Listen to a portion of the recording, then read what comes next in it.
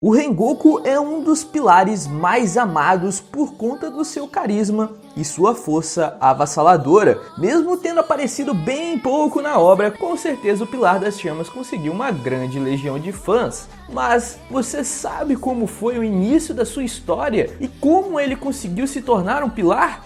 É isso que a gente vai ver no vídeo de hoje.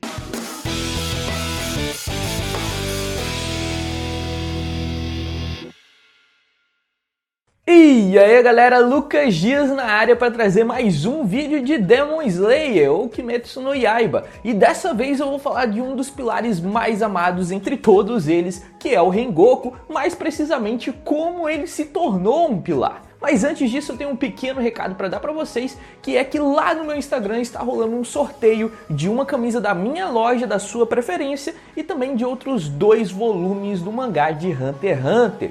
E para participar é muito simples, é só você ir no post que vai aparecer aqui na tela e ler as regras, que elas são bem simples. Mas corre, viu, porque o sorteio vai acontecer amanhã, no dia 21 de maio. Então se você não foi lá participar, esse é o momento, porque senão vai ficar tarde demais e você vai perder esse sorteio. Então vai lá, se inscreve e participa desse sorteio.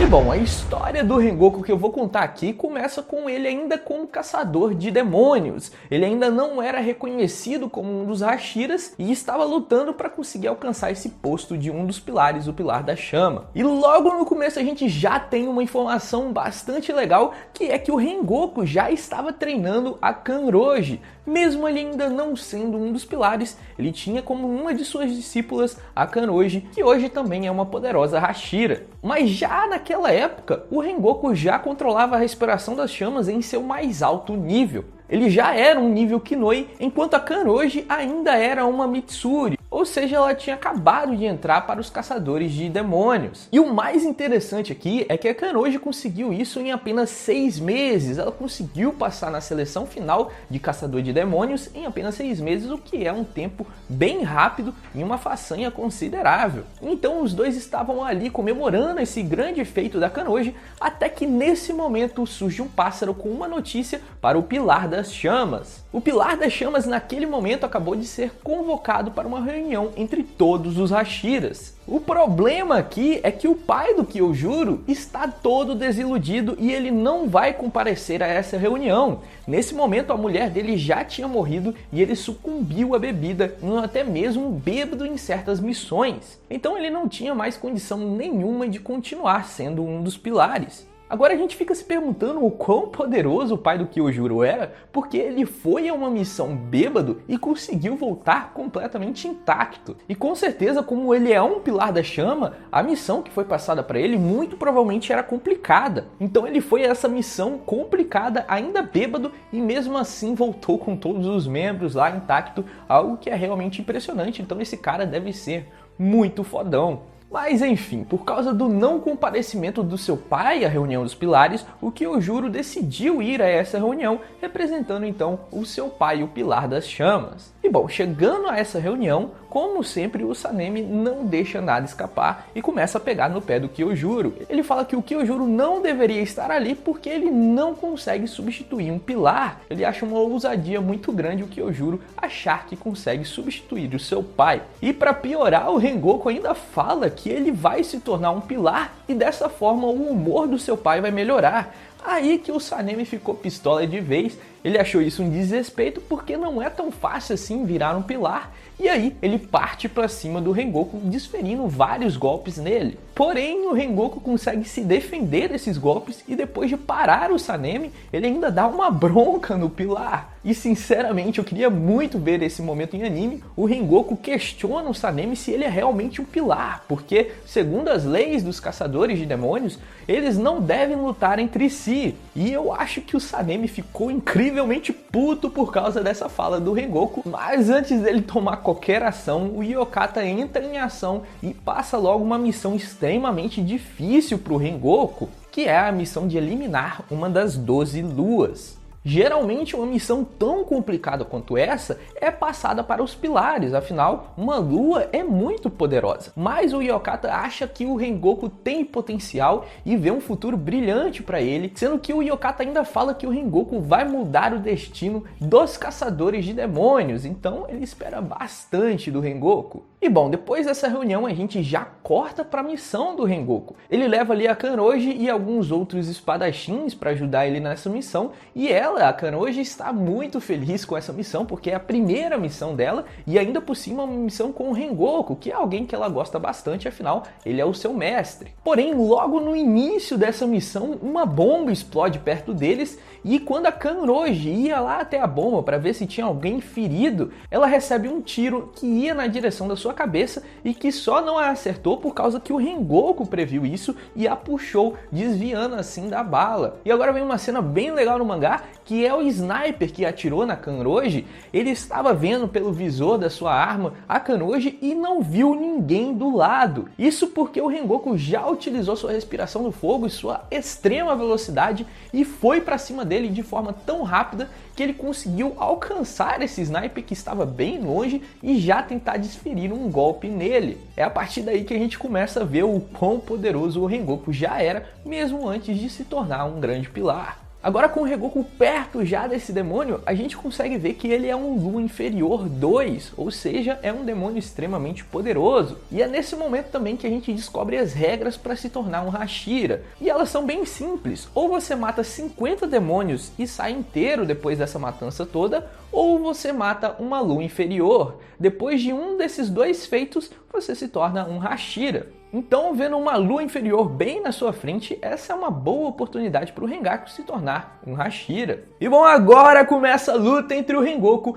e o demônio da Lua Inferior 2. E esse demônio já começa jurando vingança com o Rengoku por ele o ter humilhado e cortado. Porém, esse demônio está na realidade confundindo os Rengokus. Quem cortou e humilhou essa Lua Inferior, na verdade, foi o pai do Kyojuro. Sendo assim, na realidade, o Rengoku que está na frente dele nunca lutou com ele antes. E essa luta começa de uma forma um pouco estranha. O demônio saca uma pistola e atira na sua própria cabeça. Depois desse feito, surgem armas por todo o seu corpo e começa a disparar para cima do Rengoku. Rengoku então se defende e desvia dessas balas e se esconde atrás de um obstáculo para se defender dessa grande quantidade de tiro. Porém, do chão onde o Rengoku estava, saem armas e começa a atirar novamente nele. E é aí que o Rengoku utiliza sua respiração do fogo para se proteger e já contra-atacar esse demônio que o estava atacando.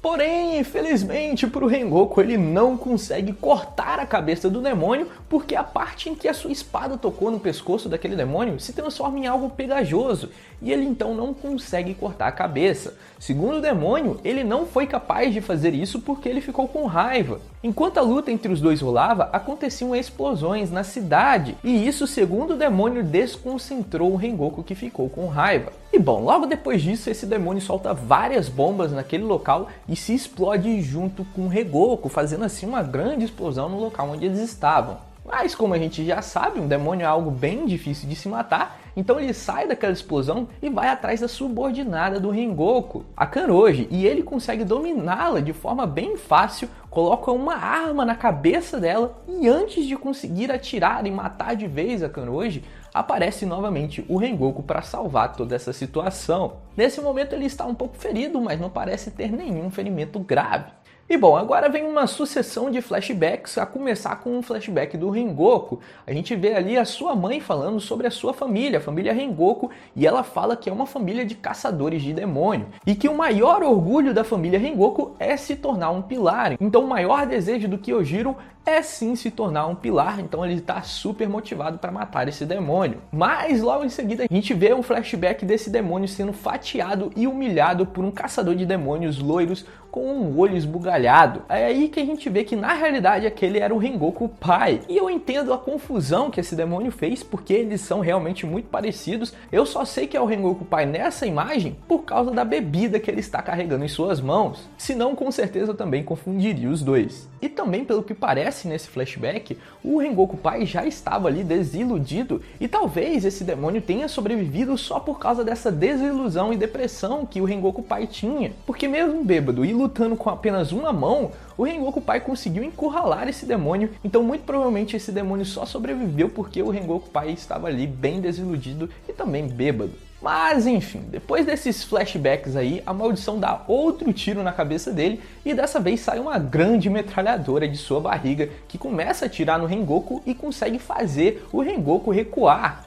E bom, enquanto isso, a Kanoji estava lá rodando pela cidade à procura das bombas que esse demônio instalou por aí. E depois dela achar uma bomba, acabou aparecendo cães demônios oriundos da técnica do demônio Lu inferior. E esses cães demônios começou a atacar tanto a ela quanto também a civis. A Kanoji, a princípio, não consegue lidar com esses cães porque ele tem a mesma habilidade que o demônio Lu inferior. Eles são bem grudentos e quando ela atacava, a sua espada ficava lá presa dentro deles. Porém, ao ver aqueles civis sendo atacados, ela consegue ganhar força e consegue começar a destruir esses cães. E utilizando uma respiração própria, ela consegue salvar aqueles civis que estavam perto dela. E é aí, nesse momento, que eles agradecem a Kanoji por ter sido salvo. A Kanoji, ela sofreu preconceito a vida inteira por causa da cor do seu cabelo e ela nunca tinha recebido um agradecimento como aquele. E esse reconhecimento com certeza deixou bastante feliz, tanto é que ela começou a chorar um pouco ali de felicidade. Mas enfim, agora voltando para a luta do Rengoku, ele está sendo pressionado por aquele demônio que tem ali aquela metralhadora bem poderosa.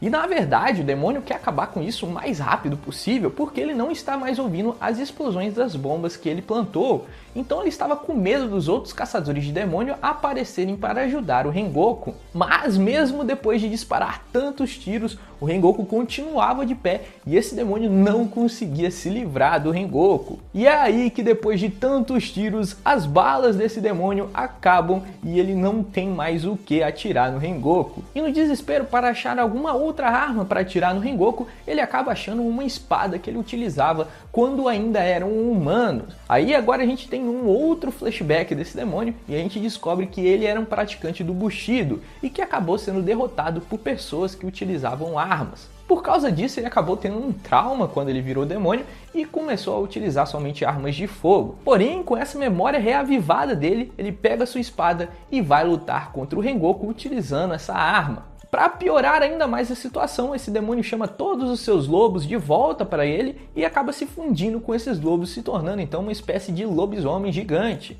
Rengoku, mesmo ferido, parte para cima do demônio utilizando a sua técnica mais poderosa, a nona forma da respiração das chamas, a técnica absoluta, e que foi a base de seu nome, nona forma Rengoku. E com isso, finalmente, o Rengoku consegue perfurar e queimar completamente a Lua Inferior 2, derrotando assim esse demônio tão poderoso e que deu bastante trabalho para o Rengoku. Logo depois desse grande ataque, o Rengoku começa a vacilar e a perder a consciência, mas antes dele cair, a Kanoji consegue o pegar e todos ficam ali felizes porque eles conseguiram desarmar todas as bombas que o demônio tinha implantado. Então, com isso, a missão foi um sucesso. Eles conseguiram derrotar a Lua Inferior e também desarmar todas as bombas que ele tinha colocado. Sendo assim, finalmente o Rengoku foi reconhecido e dessa forma se torna o Pilar das Chamas que a gente tanto gosta. E bom, galera, era isso que eu tinha para mostrar para vocês, espero que tenham gostado. E antes de terminar, eu vou pedir para vocês deixarem aqui nos comentários uma sugestão para o próximo vídeo de Kimetsu no Yaiba. Eu com certeza vou ler todos os comentários aqui, então pode colocar aqui a sua sugestão, beleza? No mais, eu vou ficando por aqui e nos vemos no próximo vídeo.